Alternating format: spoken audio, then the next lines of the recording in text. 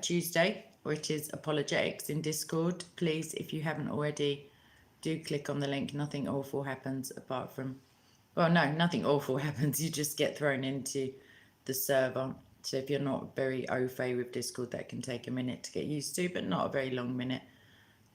Right, so we do Apologetics.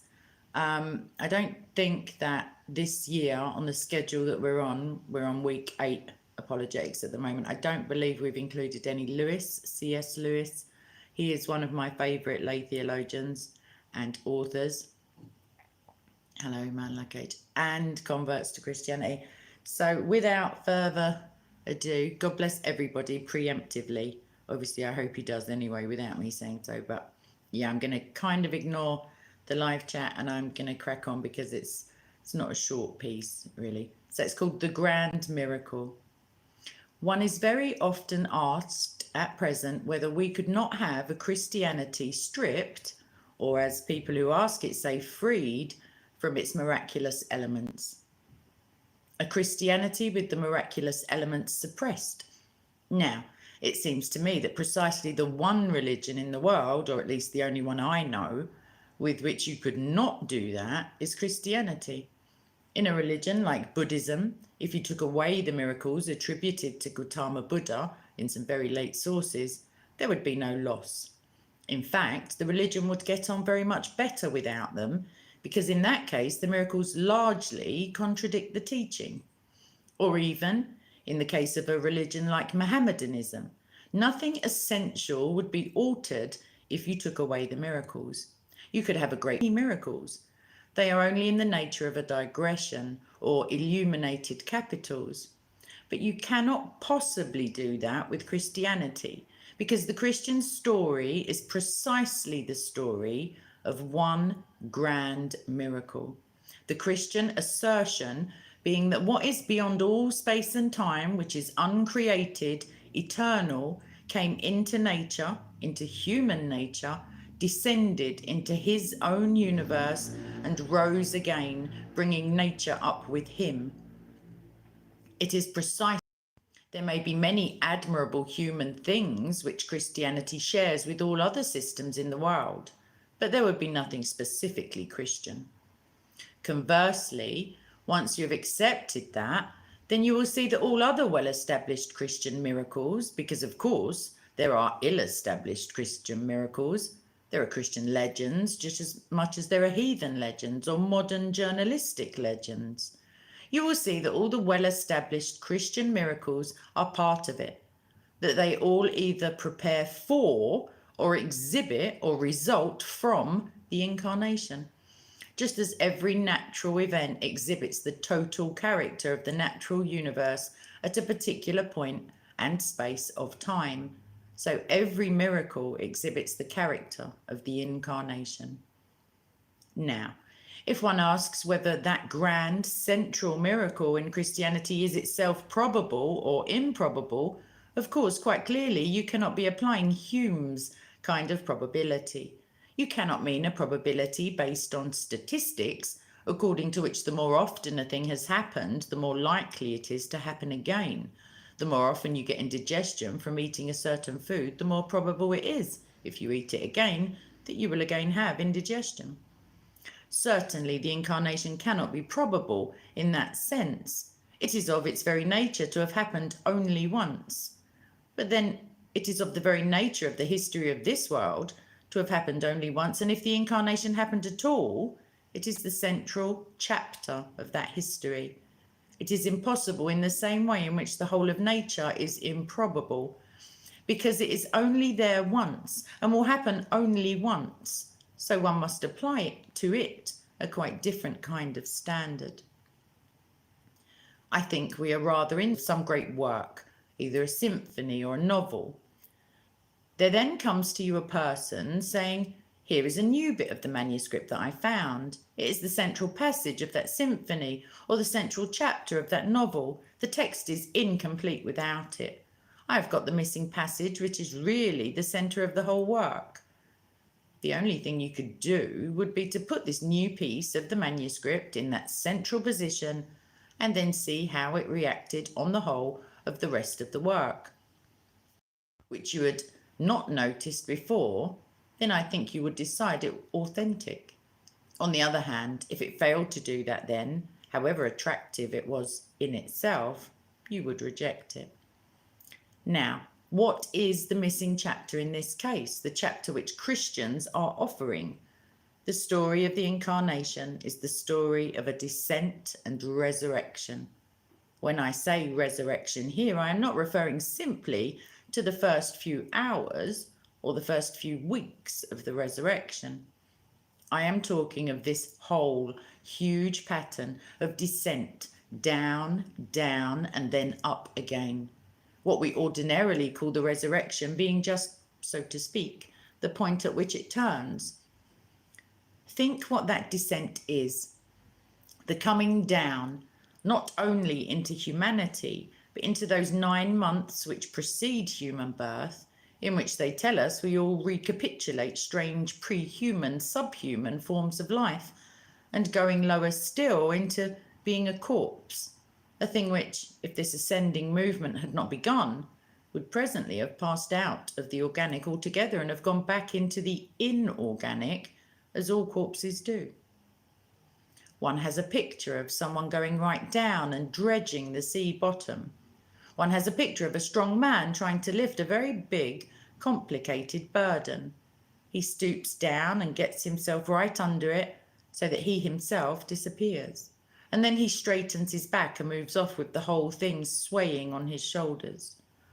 Or else one has the picture of a diver, stripping off garment after garment, making himself naked, then flashing for a moment in the air, and then down through the green and warm and sunlit water into the pitch black, cold, freezing water, down into the mud and slime, then up again, his lungs almost bursting, back again to the green and warm and sunlit water, and then at last out into the sunshine, holding in his hand the dripping thing he went down to get.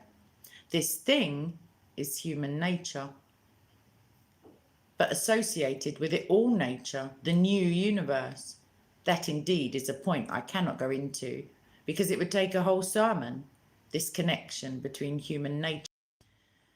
Now, as soon as you have thought of this pattern of the huge dive down to the bottom into the depths of the universe and coming up again into the light, everyone will see at once how that is imitated and echoed by the principles of the natural world, the descent of the seed into the soil and its rising again in the plants. There are also all sorts of things in our own spiritual life where a thing has to be killed and broken in order that it may then become bright and strong and splendid. The analogy is obvious. In that sense, the doctrine fits in very well. So well, in fact, that immediately there comes the suspicion, is it not fitting in a great deal too well? In other words, does not the Christian story show this pattern of descent and reascent? Because that is part of all the nature religions of the world. We have read about it in the Golden Bough. We know all about Adonis and the stories of the rest of those rather tedious people. Is not this one more instance of the same thing, the dying God? Well, yes, it is. That is what makes the question subtle. What the anthropological critic of Christianity is always saying is perfectly true. Christ is a figure of that sort. And here comes a very curious thing. When I first, after childhood, read the Gospels, I was full of that stuff about the dying God, the golden bough, and so on. It was to me then a very poetic and mysterious and quickening idea. And when I turn to the Gospels, never will I forget my disappointment and repulsion at finding hardly anything about it at all. The metaphor of the seed dropping into the ground in this connection occurs, I think, twice in the New Testament, and for the rest hardly any notice is taken. It seemed to me extraordinary. Of the corn, you see him holding the corn, that is bread, in his hand and saying, "This is my body." And from my point of view, as I then was, he did not seem to realize what he was saying. Surely there, if anywhere, this connection between the Christian story and the corn must have come out. The whole context is crying out for it. But everything goes on as if the principal actor, and still more those about him, were totally ignorant of what they were doing. It is as if, or to put it another way, why was it that the only case of the dying God, which might conceivably have been historical, occurred among a people, and the only people in the whole Mediterranean world, who had not got any trace of this nature religion, and indeed seemed to know nothing of it? Why is it among them that the thing suddenly appears to happen? The principal actor, humanly speaking, hardly seems to know of the repercussions his words and sufferings would have in any pagan mind. Well, that is almost inexplicable, except on one hypothesis, because he is here of whom the Corn King was an image. How if the representation is absent, because here at last the thing represented is present? If the shadows are absent, because the thing of which they were shadows is here? The corn itself is in its far-off way an imitation of the supernatural reality, the thing dying and coming to life again, descending and reascending beyond all nature. The principle is there in nature because it was first there in God, behind the nature religions and behind nature, to someone who is not explained by, but explains. Not indeed the nature religions directly, but that whole characteristic behaviour of nature, of which nature religions were based. Well, that is one way in which it surprised me. It seemed to fit in a very peculiar way, showing me something about nature more fully than I had seen it before, while itself remaining quite outside and above the nature religions. Then another thing, we, with our modern democratic and arithmetical presuppositions, would so have liked and expected all men to start equal in their search for God.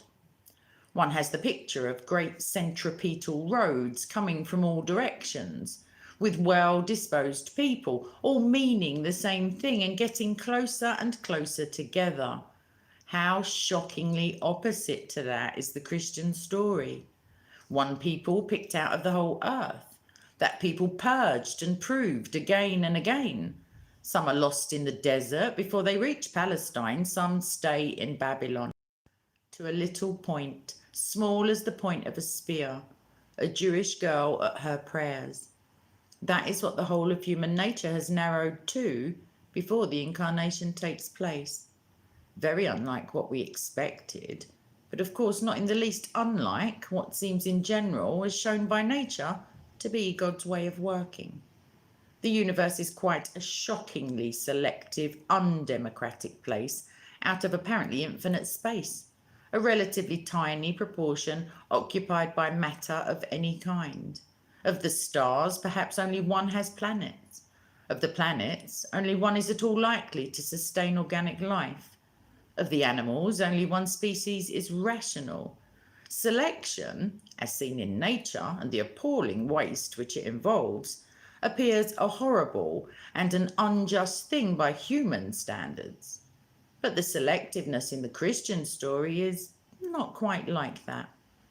The people who are selected are, in a sense, unfairly selected for a supreme honour, but it is also a supreme burden. The people of Israel come to realise that it is their woes which are saving the world.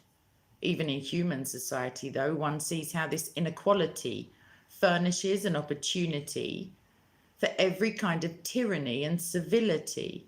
Yet, on the other hand, one also sees that it furnishes an opportunity for some of the very best things we can think of: humility and kindness and the immense pleasures of admiration.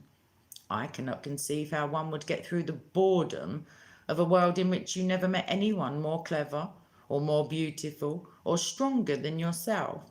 The very crowds who go after the football celebrities and film stars know better than to desire that kind of equality. What the story of the incarnation seems to be doing is to flash a new light on a principle in nature and to show for the first time that this principle of inequality in nature is neither good nor bad. It is a common theme running through both the goodness and badness of the natural world, and I begin to see how it can survive as a supreme beauty in a redeemed universe. And with that, I have unconsciously passed over to the third, because those selected for the great honour are also selected for the great suffering, and their suffering heals others. In the incarnation, we get, of course, this idea of vicariousness, of one person profiting by the earning of another. In its highest form, that is the very centre of Christianity. And we also find this same vicariousness to be a characteristic, or as the musician would put it, a leitmotif of nature. It is a law of the natural universe that no being can exist on its own resources. Everyone, everything is hopelessly indebted to everyone and everything else. In the universe, as we now see it, this is the source of many of the greatest horrors. All the horrors of carnivorousness and the worst horrors of the parasites, those horrible animals that live under the skin of other animals and so on. And yet, suddenly, seeing it in the light of the Christian story, one realizes that vicariousness is not in itself bad, that all these animals and insects and horrors are merely that principle of vicariousness twisted in one way. But when you think it out, nearly everything good in nature also comes from vicariousness.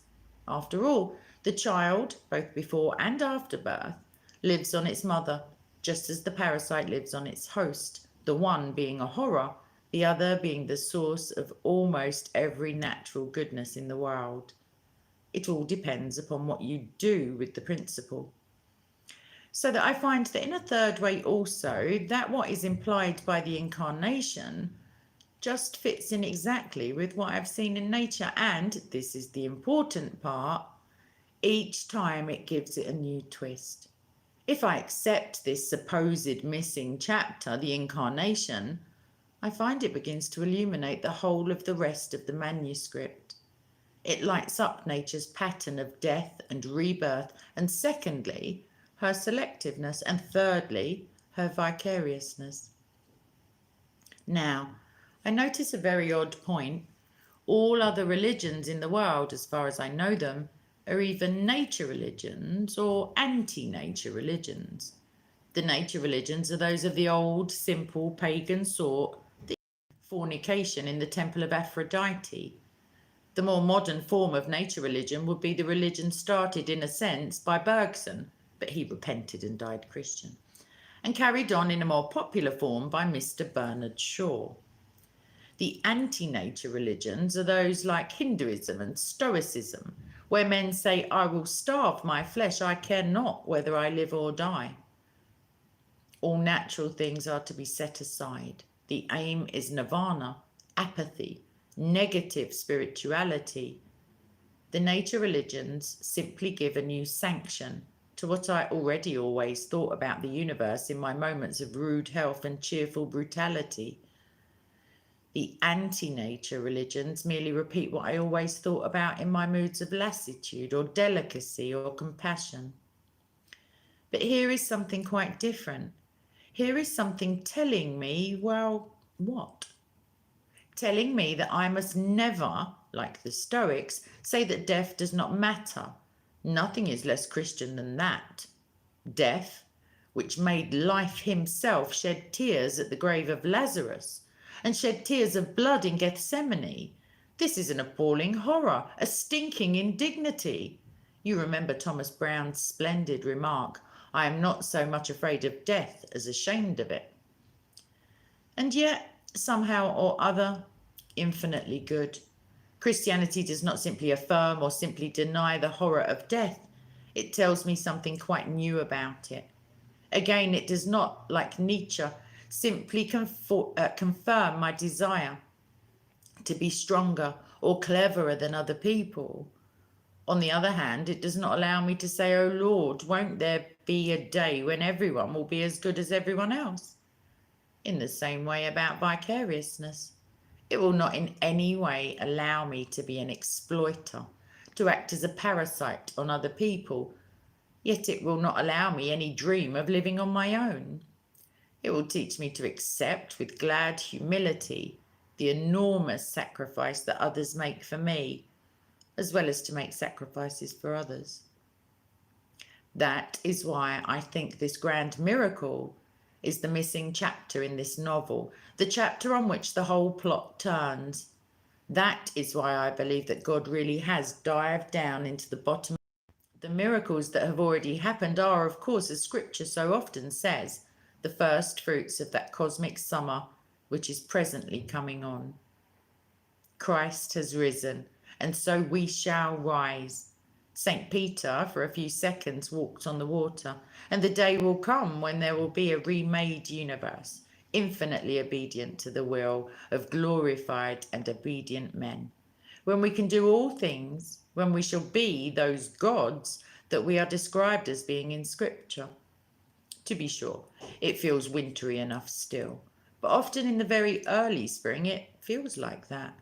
2,000 years are only a day or two by this scale. A man really ought to say the resurrection happened 2,000 years ago, in the same spirit in which he says, I saw a crocus yesterday, because we know what is coming behind the crocus. The spring comes slowly down this way, but the great thing is that the corner has been turned. There is, of course, this difference. In the natural spring, the crocus cannot choose whether it will respond or not. We can. We have the power either of withstanding the spring and sinking back in those high midsummer pomps in which our leader, the Son of Man, already dwells, and to which he is calling us. It remains with us to follow or not, to die in this winter or to go on into that spring and that summer.